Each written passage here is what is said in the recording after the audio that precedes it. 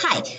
So for this snippet video, it goes along with chapter 1, which is about intro to interpersonal communication. So I'm really going to touch base in this video about the communication process itself.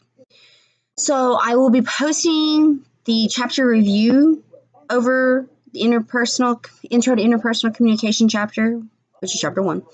And I'll also be posting some diagrams and pictures so to go along with the process, because several people have come up with models and pictures of the communication process.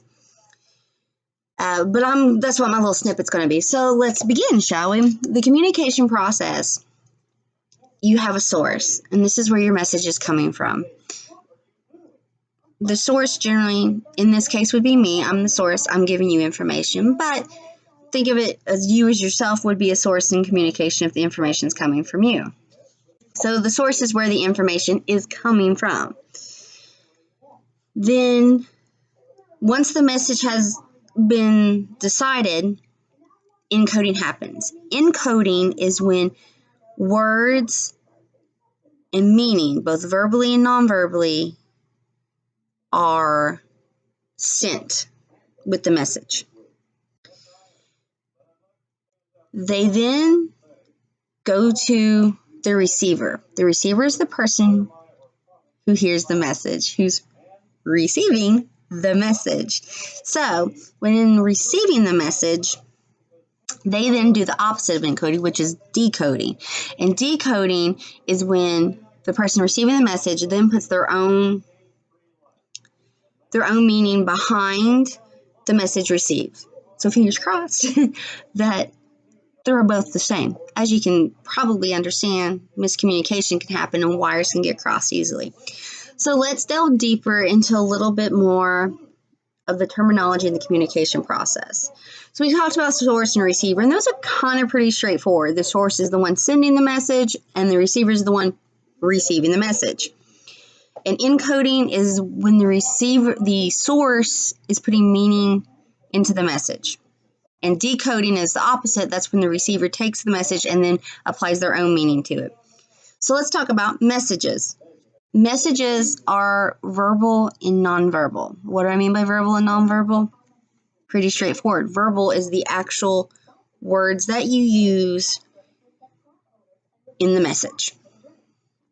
So it could be, hi, how are you? Did you study for your test? Do you have to work this weekend? Those are the actual verbal. Or, hey, you want to go out and grab a bite to eat for lunch? I have a few minutes extra, or my class got canceled so we can meet up. Or, insert here. That's a verbal, that's an intended message. I say verbal and nonverbal, but there's also intended and unintended messages. Intended is what you actually intend to say. Or, hi, that's an intention. Unintended communication is, think about it, falling asleep in class. That's unintended message that you're sending to your teacher, or zoning out when you're having a conversation with someone. All those are unintended. Oh, look, you can kind of see me a little bit better. Play with my lighting a lot. All those are unintended messages, unintentional messages. You didn't mean to fall asleep. You don't mean to zone out, which we'll talk more about how that comes into effect. So your messages are your verbal, nonverbal, intended, unintended. And nonverbal, unintended, you're talking to someone, they roll their eyes, exasperated, the shoulders heave, the look of disdain, the zone out, the yawn. Maybe they're not boring, but you're just yawning. But, you may be sending a message, I'm bored with this conversation. So that's what we mean by the verbal, nonverbal, intention, unintentional. Nonverbal, hey, how's it going? You going for a handshake, or going for a high five or a fist bump, whatever it may be. Your body posture and all that good stuff. So we have our message, we have our source, we have our receiver, we have our encoding and decoding. Okay? channels. Channels is how the message is sent. Now there's face-to-face, which from this point on we'll call it FTF. I'll probably still call it face-to-face, but the book refers to it as FTF. Just know that that's what that means, face-to-face. And there's ECM, EMC, electronic mediated communication. Face-to-face is exactly what it says. You are face-to-face with someone and having a conversation or communication with that person. Electronic mediated communication, EMC, which is what the book will refer to it after this chapter throughout the rest of the book. This is your social media. It could be posts on Facebook, tweets, messages on Instagram, Snap, whatever your social media platform is. It could be direct messages. It can be emails. It can be Skype. It can be video conferences. This here, these little video snippets that I do, those are all electronic mediated communication, EMC. So those are the channels. So once you have picked your message and the meaning you have behind it and you send it, you pick a channel. Are you face-to-face? Are you meeting with a friend in school or at work or after class? Are you meeting with a professor? That's face-to-face. Or is it something that can be done over a text message with your phone? Hey, what's up? Let's grab lunch. Or a Facebook post. Oh, that outfit's great. Or, direct message. That's what we're talking about with channels. And so then recap all that now. You have your source, encoding, message, sends through the channel that they choose to the receiver who then decodes. All right, here comes the fun part. We have interference here. What I mean by interference is there's noise. Now, noise can be actual physical noise. Are you in a crowded lunchroom? Are you in a restaurant? Are you somewhere where there's rustling? You could be in a work environment. It could be noisy. You could be in a school environment. You could be outside, so you could hear traffic, or depending on the season, you could hear like lawnmowers or birds or whatever the source. It's actual physical noise you hear that could hinder communication. And by hinder, I mean it might not make the message so clear to the receiver and to the sender, because you're having to fight with these forces. Now, there's psychological noise. What do I mean by that?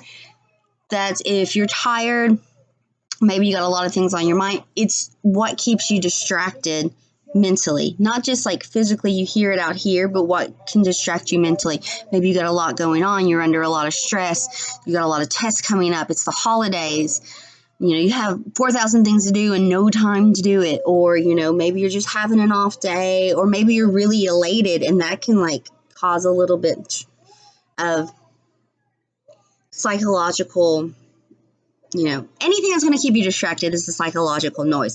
So you have physical noise, which is the actual physical noises that you can hear, or there's psychological, and that's what's not out here, but what's internal. Not even so much internal, but what's going to keep you distracted. Then there's feedback. Feedback is the response to the message. Did the receiver get the intended message with what you had meaning, or did they take it wrong? This happens. If someone's having an off day and you say something to you, they may take it wrong. Just plain and simple.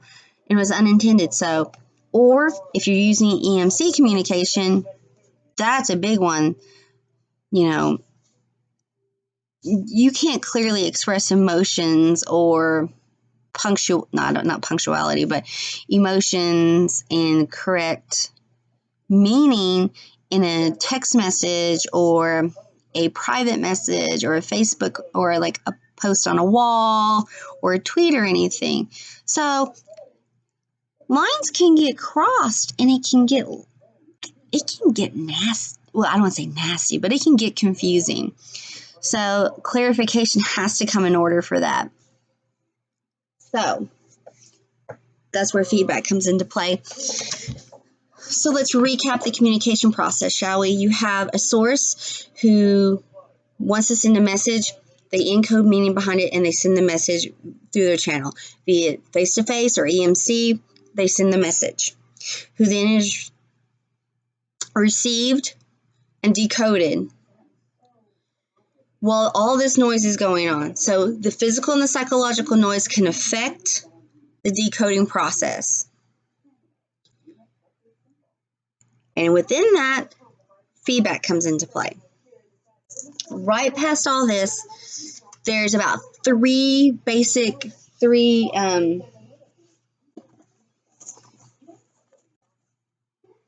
I don't say versions, but of evolving models for communication process.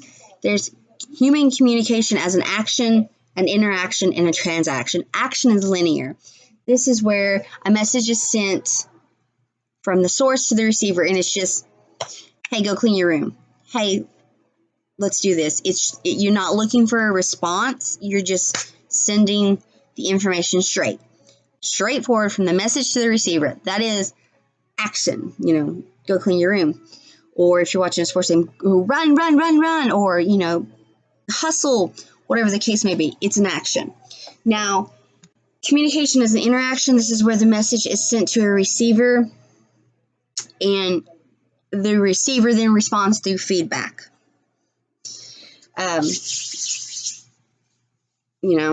Which you can start off, it's a linear interaction. Now, human communication as transaction gives you the back and forth. The interaction can give you back and forth too, but it's linear. Hey, how are you? I am good. It's pretty straightforward. Interaction is the basis of human communication. This is where you get the back and forth. Hey, how was your day? Oh, my day was okay. Well, I had a great morning, but kind of rough evening. Oh, well, what was so rough about your evening? Or, hey, do you want to go out this weekend? Oh, I'd love to, but I can't really do anything on this day, but I'm free this day. Okay, great. Well, how about this time? This is where you're getting the to and from. The receiver, the source is sending the message. The receiver is then getting it, decoding it, and feeding back, and the process is circular. You'll see a lot of the diagrams that the process is set in a circular diagram or a circular model, and this is what we're talking about with the circular as transaction. It goes back and forth, to and fro in a continuous. This most accurately depicts human communication, the basis. So that's all in this snippet I really wanted to talk about. I really wanted to break down the communication model. Like I said, I'll also be posting actual diagram photos along with the chapter and stuff. So if you have any questions whatsoever and need more or want more clarification, just email me or text me and we will communicate from there. Awesome. I hope this helps. Thanks, guys. See you on the next video. Peace.